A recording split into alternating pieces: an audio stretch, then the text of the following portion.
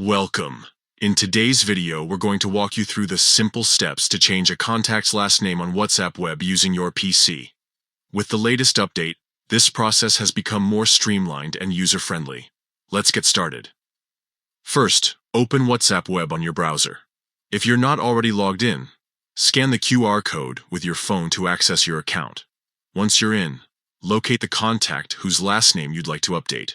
You can do this by scrolling through your chat list or using the search bar at the top to type in their name. When you find the contact, click on their name at the top of the chat window. This will open their contact information panel. Next, look for the edit icon at the top of the contact info section. It usually appears as a small pencil or similar symbol. Click on it to enter edit mode. Now, you'll see fields for the contact's first and last names. Simply update or change the last name as needed. Once you've made your edits, double-check everything to ensure it's correct. Finally, click on the Save button to confirm your changes. And that's it.